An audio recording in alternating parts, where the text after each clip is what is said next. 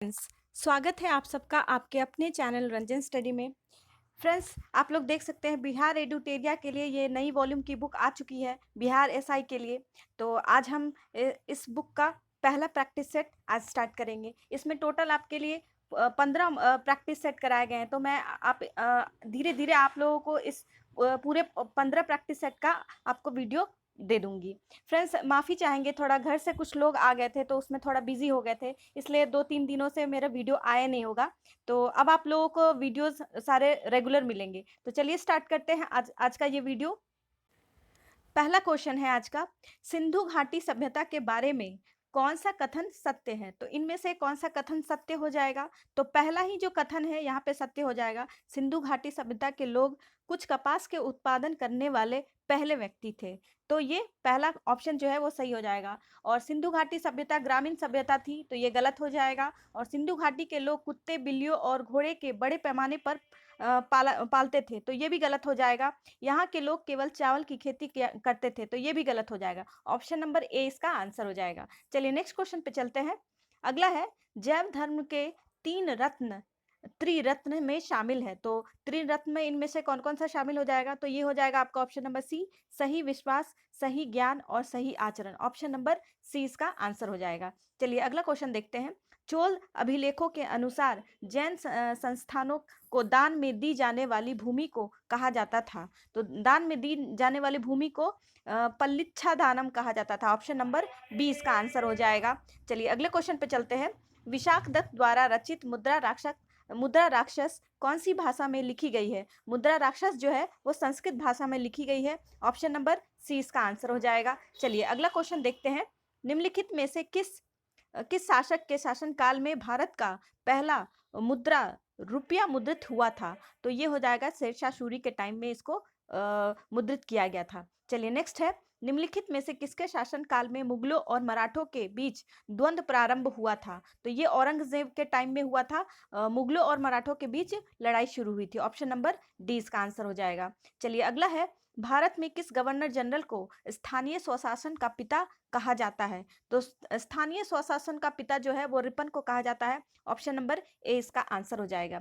चलिए नेक्स्ट है, ब्रिटिश साम्राज्य में अवध का विलय कब हुआ था? तो अवध का जो विलय है वो 1856 में हुआ था। ऑप्शन नंबर डी इसका आंसर हो जाएगा। चलिए नेक्स्ट है, निम्नलिखित में से किसने बंगाल के विभाजन 1905 के विरोध में हुए आंदोलन का नेतृत्व किया था? तो ये सुरेंद्र नाथ बनर्जी ने किया था। ऑप्शन नंबर ए इसका आंसर हो जाएगा। चलिए नेक्स्ट क्वेश्चन है, किस व्यक्ति ने महात्मा गांधी को पहली बार राष्ट्रपिता कहकर संबोधित किया था? तो ये सुभाष चंद्र बोस जी हो जाएंगे। ऑप्शन नंबर सी इसका आंसर हो जाएगा। चलिए नेक्स्ट है, सत्य शोधक समाज की स्थापना हुई थी। तो यहाँ पे पूछ रहा है क्वेश्चन कि सत्य शोधक समाज की स्थापना किसने की थी? तो ये ज्योतिबा फूले द्वारा की गई थी। ठीक है, और 1873 में ये हुआ था। तो ऑप्शन नंबर सी इसका आंसर हो जाएगा। चलिए अगला है, अटला देवी मस्जिद का निर्माण किस शासक द्वारा किया गया था? तो अटला देवी जो मस्जिद है वो किस शासक ने किया था? तो ये इब्राहिम शाह शर्की ने किया था। ऑप्शन नंबर 20 का आंसर हो जाएगा। चलिए नेक्स्ट है, अलाउद्दीन के समय भू राजस्व की दर उपज का कितना भाग था? तो 1/2 हो जाएगा। ऑप्शन नंबर ए इसका आंसर हो जाएगा। यहाँ पे आप लोग देख सकते हैं कि अनाज का उत्पादन जो होता था तो 1/2 के भाग में होता था। और अलाउद्दीन ने इसे क्या कहा था? तो खम्स, जो लूट का जो माल होता था उसे हम क्या कहते थे? तो जो लूट का माल था उसे हम खम्स कहते थे। खम्स हो जाएगा। ठीक है, तो और जो सुल्तान का जो हिस्सा हुआ करता था वो 1/4 हुआ करता था। और उससे उसको बढ़ाकर कितना कर दिया गया था? 3/4 कर दिया गया था। चलिए नेक्स्ट क्वेश्चन देखते हैं। भारतीय संविधान भारतीय संविधान अपने नागरिकों को डैश की समानता का वचन देता है। तो ये हो जाएगा प्रतिष्ठा और अवसर की समानता का वचन देता है। ऑप्शन नंबर सी सही हो जाएगा। चलिए नेक्स्ट है, निम्नलिखित में से कौन सी समिति ने मूल कर्तव्यों को संविधान में सम्मिलित करने का सुझाव दिया? तो ये हो जाएगा आपका ऑप्शन नंबर ए, स्वर्ण सिंह समिति हो जाएगा। चलिए नेक्स्ट है, अनुसूचित अनुसूचित जनजाति के संरक्षण के लिए क्षेत्र को अनुसूचित क्षेत्र के रूप में घोषणा करने की शक्ति किसके पास होती है? तो ये किसके पास हो जाएगी? राष्ट्रपति के पास होती है ये शक्ति। ऑप्शन नंबर सी इसका आंसर हो जाएगा। और ये आर्टिकल 2441 के तहत इसको यूज में लाया जाता है। चलिए नेक्स्ट है, ग्राम सभा में निम्न में से कौन शामिल होता है? तो ग्राम सभा में निम्न में से कौन शामिल हो जाएगा? तो ये हो जाएगा आपका वे सभी व्यक्ति जिनके नाम विशेष में पंचायत के लिए मतदाता सूची में दर्ज हो। तो ऑप्शन नंबर 20 का सही हो जाएगा। चलिए नेक्स्ट है, और इसका आर्टिकल हो जाएगा आपका 243 ख हो जाएगा, आप लोग इसको याद रखेंगे। चलिए नेक्स्ट है, संविधान में निम्न में से कौन सा संशोधन केंद्र तथा राज्य में परिषद के मंत्रियों की अधिकतम संख्या सीमित करता है? तो अधिकतम संख्या जो सीमित करता है वो हो जाएगा आपका 91वां संविधान संशोधन द्वारा जो है वो अधिकतम संख्या को सीमित करता है। ऑप्शन नंबर सी इसका आंसर हो जाएगा। चलिए नेक्स्ट क्वेश्चन पे चलते हैं। अगला है, निम्न में से कौन सा एक संवैधानिक निकाय नहीं है? तो आप लोग पहले से ही इसको जानते होंगे और कई बार पढ़ चुके होंगे। तो इसका आंसर हो जाएगा नीति आयोग। ये जो है एक संवैधानिक संस्था नहीं है। बाकी सारे ऑप्शंस सही है। तो नीति आयोग की स्थापना कब हुई थी? तो 1 जनवरी 2015 को की गई थी। इसको भी आप लोग याद रखेंगे। चलिए नेक्स्ट है, 1946 में निर्मित अंतरिम सरकार में कार्यपालिका परिषद के उपसभापति थे। तो उपसभापति कौन हो जाएंगे? जवाहरलाल नेहरू हो जाएंगे। ऑप्शन नंबर 20 का आंसर हो जाएगा। चलिए अगला है, भारतीय संविधान के किस अनुच्छेद में केंद्र शासित प्रदेश के लिए उच्च न्यायालय का प्रावधान किया गया है? तो ये हो जाएगा आपका आर्टिकल 241 हो जाएगा। ऑप्शन नंबर सी इसका आंसर हो जाएगा। चलिए आर्टिकल नंबर 231 क्या कहता है? 2 या 2 से अधिक राज्यों के लिए एक ही उच्च न्यायालय होगा। ये आपका आर्टिकल नंबर 231 कहता है। और 214 क्या कहता है? आर्टिकल राज्यों के लिए एक उच्च न्यायालय होगा। और क्वेश्चन ये आर्टिकल नंबर 214 कहता है। और आर्टिकल 239 क्या कहता है? संघ राज्य क्षेत्रों का प्रशासन। 239 यही कहता है कि संघ राज्य क्षेत्रों का प्रशासन होगा। चलिए अगले क्वेश्चन पे चलते हैं। लोकसभा के स्पीकर का निर्वाचन होता है। तो लोकसभा में जो स्पीकर होते हैं उसका निर्वाचन कैसे होता है? तो उसका निर्वाचन जो है लोकसभा के सभी सदस्यों द्वारा होता है। ऑप्शन नंबर सी सही हो जाएगा इसका। चलिए नेक्स्ट है, निम्नलिखित में से कौन से मामले उच्च न्यायालय या और उच्चतम न्यायालय की अधिकारिता में आते हैं? तो इसका आंसर हो जाएगा आपका ऑप्शन नंबर सी, मूल अधिकारों का प्रवर्तन हो जाएगा। ऑप्शन नंबर सी इसका आंसर हो जाएगा। चलिए नेक्स्ट क्वेश्चन पे चलते हैं। गोल्डन ट्रायंगल एक विशिष्ट क्षेत्र है, स्वर्णिम त्रिभुज है जो एक मादक द्रव्यों की तस्करी के लिए प्रसिद्ध है। निम्न में से कौन सा देश इस त्रिभुज का भाग नहीं हो जाएगा? तो इसका आंसर हो जाएगा आपका कंबोडिया।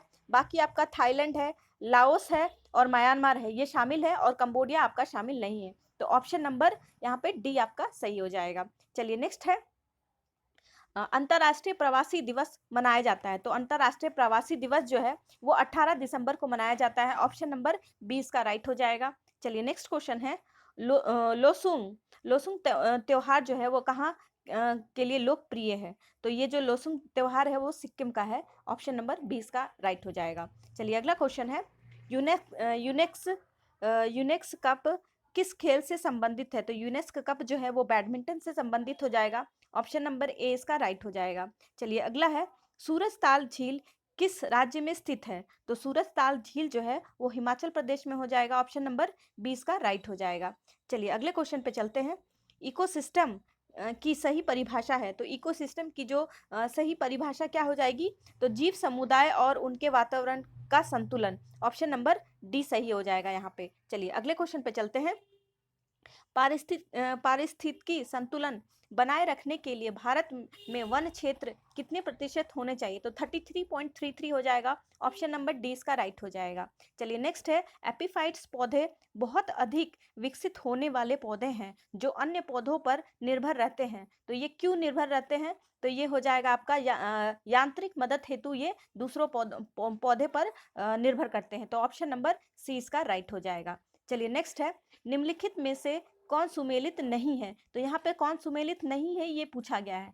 तो यहाँ पे सुमेलित जो नहीं है वो हो जाएगा आपका कंचनजंगा। ये 2002 में नहीं होगा, यही गलत है आपका। ये हो जाएगा आपका 2000 में सम्मिलित किया गया था कंचनजंगा को। तो ऑप्शन नंबर बी आपका गलत हो जाएगा। बाकी सिमलीपाल है 1994 में ये सही दिया है, और नोकरेक जो है 1988 में ये भी सही दिया है, और पन्ना जो है वो 2011 में किया गया था। तो ये भी सही है। चलिए नेक्स्ट क्वेश्चन पे चलते हैं।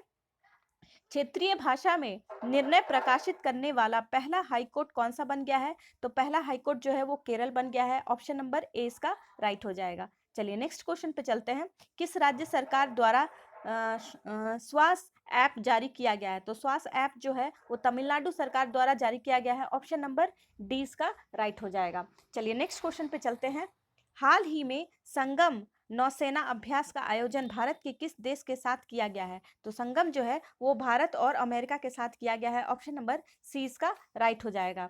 चलिए अगला है अंतर्राष्ट्रीय श्रम संगठन ILO international labour organisation. ILO का फुल फॉर्म हो जाएगा यहाँ पे इंटरनेशनल लेबर ऑर्गेनाइजेशन हो जाएगा। और इसमें शामिल होने वाला 187वां देश कौन सा हो गया है? तो ये हो जाएगा टोंगा हो जाएगा। ऑप्शन नंबर बी इसका राइट हो जाएगा। चलिए अगला क्वेश्चन है। विश्व हिंदी सम्मेलन 2023 जिसका आयोजन फिजी में किया गया है, इसमें भारत के तरफ से किसने प्रतिनिधित्व किया है? तो इसमें भारत की तरफ से जो है वो एस जयशंकर ने किया गया है, जो फॉरेन मिनिस्टर है। ऑप्शन नंबर डी इसका राइट हो जाएगा। और ये कौन सा विश्व हिंदी सम्मेलन था? तो ये हो जाएगा आपका 12वां हो जाएगा, 12वां था ये। तो आप लोग ये नंबर भी याद रखेंगे, कभी कभी ये भी पूछ लिया जाता है एग्जाम में। चलिए नेक्स्ट क्वेश्चन है। भारत सरकार ने भूकंप प्रभावित देशों तुर्की और सीरिया की मदद के लिए कौन सा ऑपरेशन चलाया है? तो ऑपरेशन दोस्त हो जाएगा। ऑप्शन नंबर बी हो जाएगा। तुर्की और सीरिया की मदद करने के लिए भारत की तरफ से ऑपरेशन दोस्त चलाया गया है। ऑप्शन नंबर बी राइट हो जाएगा। चलिए नेक्स्ट है। ग्लोबल फायर पावर इंडेक्स 2023 में कौन सा देश प्रथम स्थान पर है? तो यहाँ पे प्रथम स्थान पूछा है तो अमेरिका हो जाएगा, और जो भारत है वो चौथे स्थान पर हो जाएगा। इंडिया जो है वो चौथे स्थान पे हो जाएगा, और फर्स्ट स्थान पे हो जाएगा आपका अमेरिका हो जाएगा। चलिए नेक्स्ट है।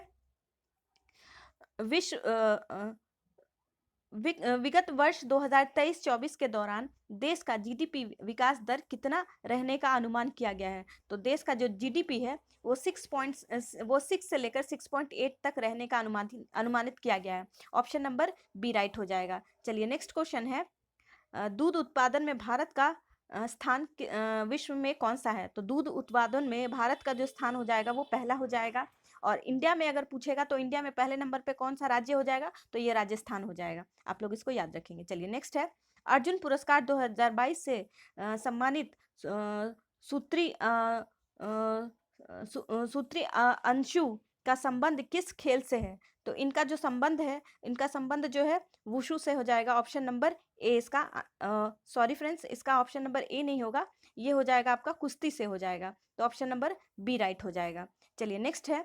ग्रैमी पुरस्कार 2023 हेतु किसके एल्बम ऑफ द ईयर चुना गया है? किसे एल्बम ऑफ द ईयर चुना गया है? तो एल्बम ऑफ द ईयर जो है वो हैरी हाउस को चुना गया है। हैरी हाउस को चुना गया। ऑप्शन नंबर बी यहाँ पे राइट हो जाएगा। चलिए नेक्स्ट है। प्रसिद्ध पुस्तक विक्ट्री सिटी के लेखक कौन हो जाएंगे? तो प्रसिद्ध पुस्तक जो है विक्ट्री सिटी के लेखक हो जाएंगे सलमान रश्दी हो जाएंगे। ऑप्शन नंबर ए इसका राइट हो जाएगा। चलिए नेक्स्ट है। विश्व कैंसर दिवस 2023 की थीम क्या थी? तो विश्व कैंसर दिवस जो है उसकी थीम थी close the gap care. Option number B यहाँ पे राइट हो जाएगा, क्लोज द केयर गैप। चलिए नेक्स्ट है।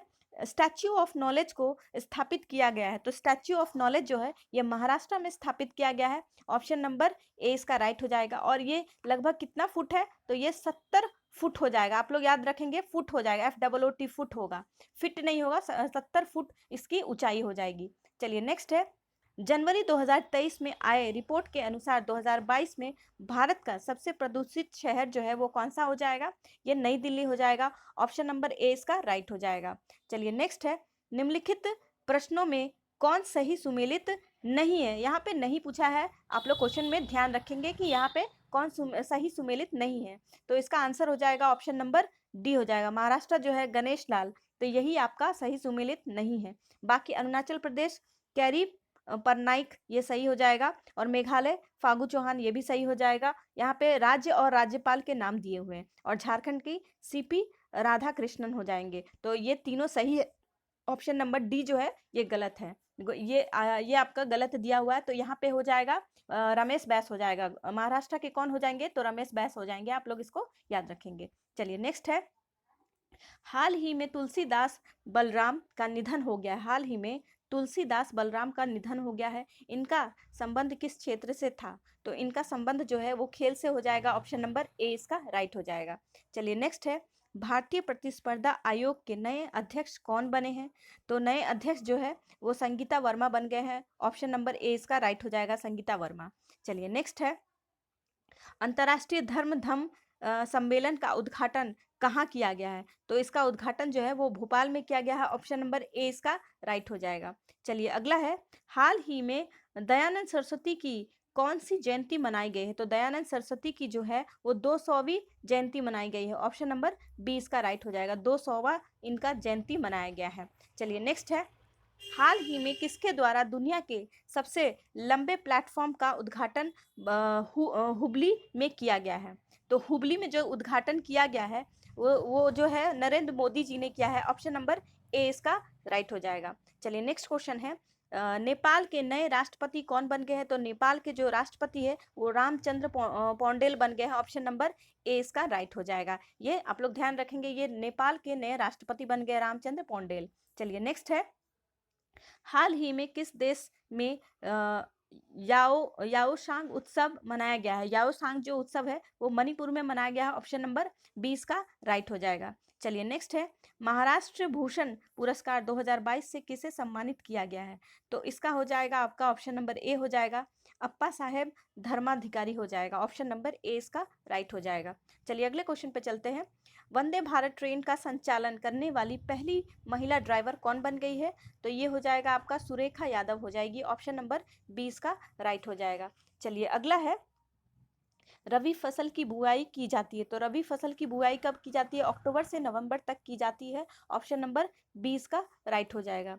चलिए अगला है, जूट उत्पादन में अग्रणी राज्य है। तो ये हो जाएगा आपका पश्चिम बंगाल हो जाएगा, वेस्ट बंगाल हो जाएगा। ऑप्शन नंबर 20 का राइट हो जाएगा। आप लोग यहाँ पे समझ सकते हैं कि यहाँ पे जो है आपके मैनग्रोव प्लांट्स पाए जाते हैं और यहाँ पे जो है सबसे बड़ा दुनिया का डेल्टा फॉर्म होता है, इसलिए पश्चिम बंगाल जो है वो जूट के उत्पादन में अग्रणी राज्य हो जाएगा।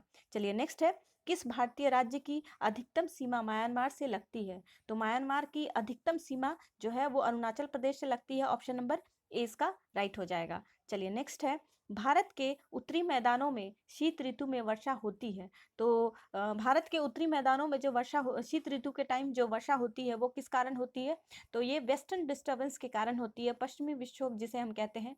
ऑप्शन नंबर 20 का राइट हो जाएगा।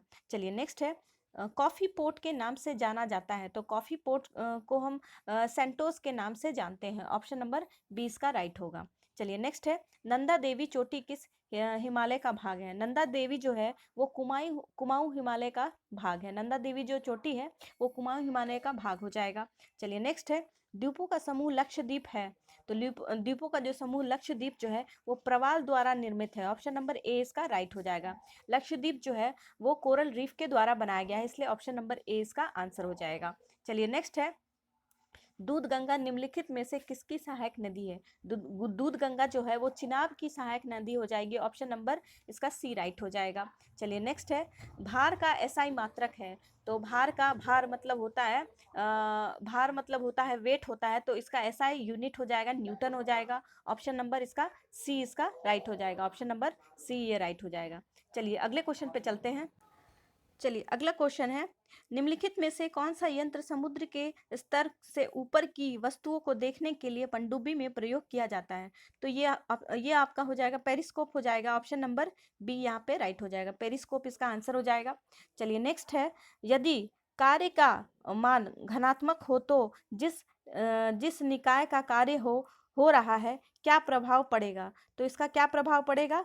तो उसकी ऊर्जा में वृद्धि होगी। ऑप्शन नंबर इसका डी राइट हो जाएगा। उसकी ऊर्जा में क्या होगी? तो वृद्धि हो जाएगी। चलिए नेक्स्ट है, यदि दो कणों के बीच की दूरी बढ़ जाती है, यदि दो कणों के बीच की दूरी बढ़ जाती है तो इनके बीच गुरुत्वाकर्षण बल पर क्या प्रभाव पड़ेगा? तो गुरुत्वाकर्षण जो बल है वो कम हो जाएगा। ऑप्शन नंबर बी इसका राइट हो जाएगा।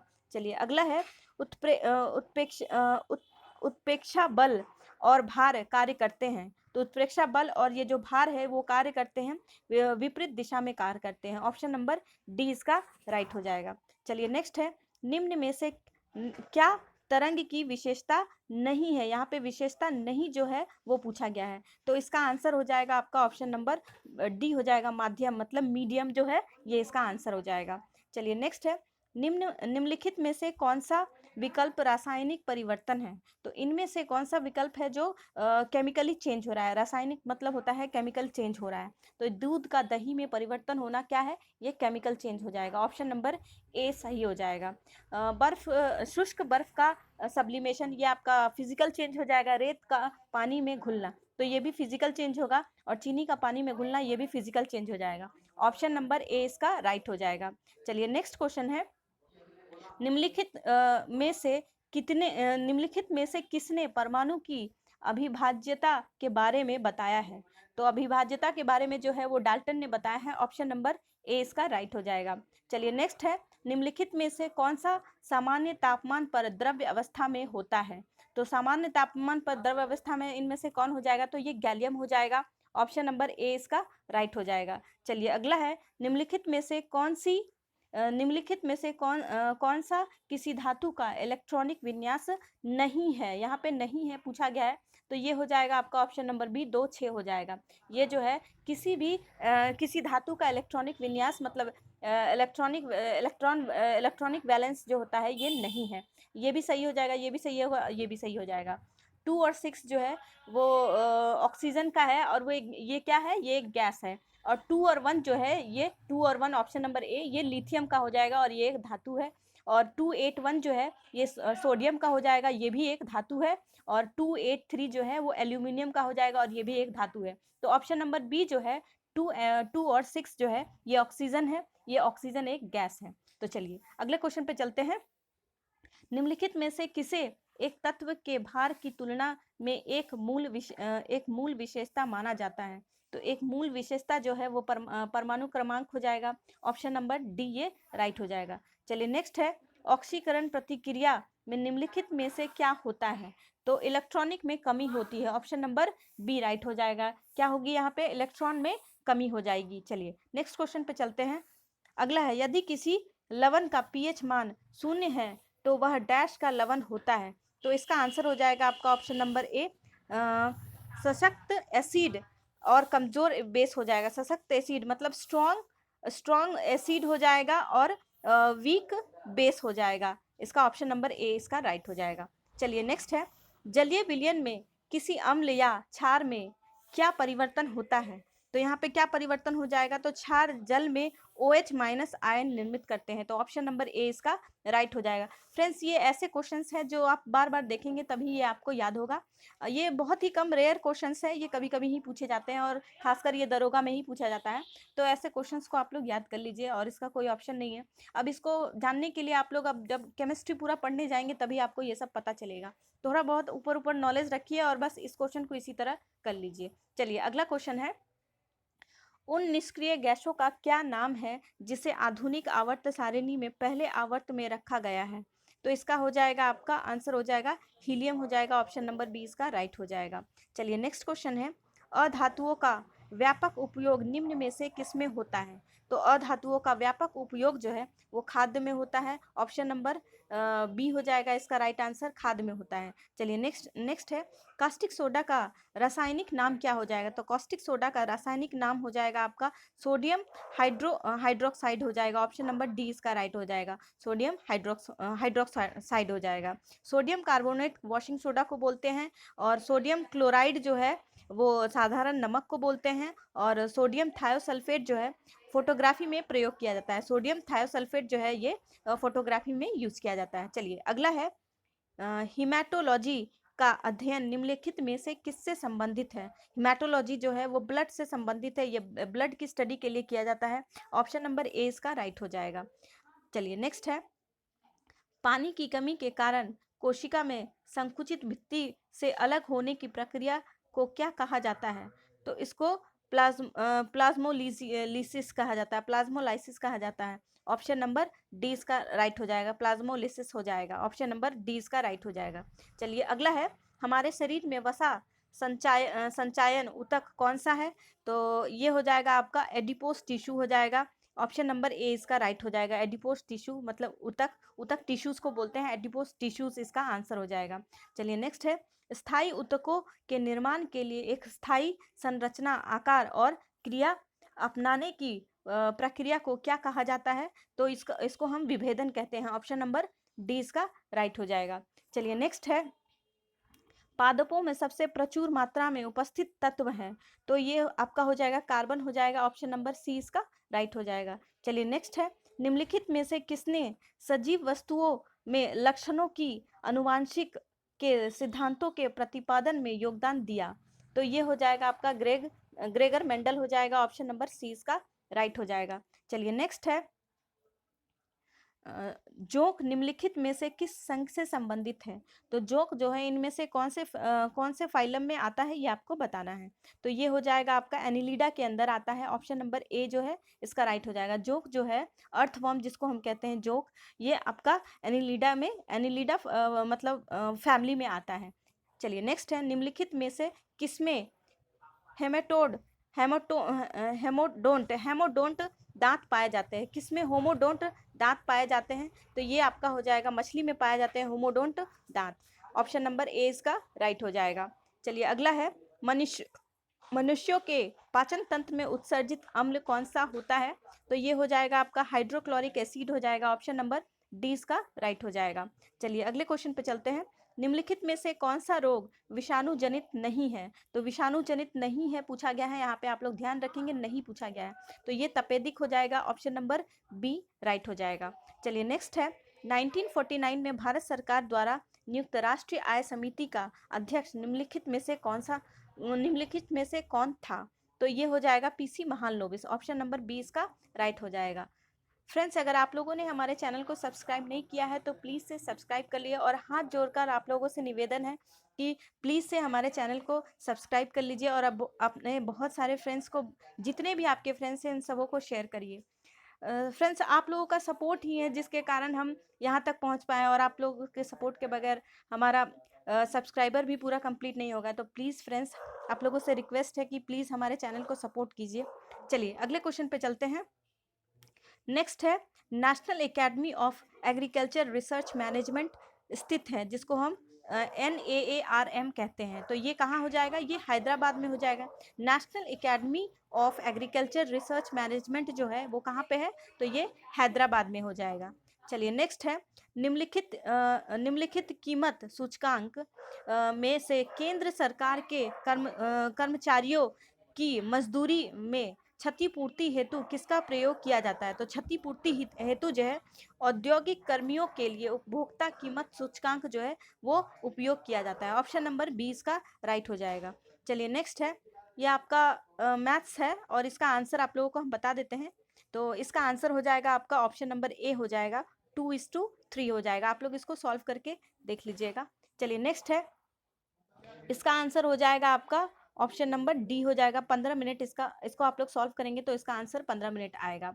चलिए नेक्स्ट है, इसको आप लोग सॉल्व करेंगे क्वेश्चन नंबर 98 को, तो इसका आंसर आ जाएगा आपका 4 आ जाएगा, ऑप्शन नंबर डी इसका राइट हो जाएगा। चलिए नेक्स्ट है, इसका आंसर हो जाएगा आपका ऑप्शन नंबर ए 18,400 रुपीज़ हो जाएगा, ऑप्शन नंबर ए इसका राइट हो जाएगा। और चलिए आज का आखिरी क्वेश्चन है और इसका आंसर हो जाएगा आपका ऑप्शन नंबर सी हो जाएगा, 1800 हो जाएगा, इसका आंसर आप लोग सॉल्व करेंगे तो 1800 इसका आंसर आएगा। ठीक है फ्रेंड्स, मिलते हैं आपसे फिर अगले वीडियो में। इसी तरह आप लोग पढ़ते रहिए अच्छे से और आगे बढ़ते रहिए, और इसी तरह से अच्छी तरीके से अपने पेपर को ध्यान में रखते हुए लग जाइए। Thank you.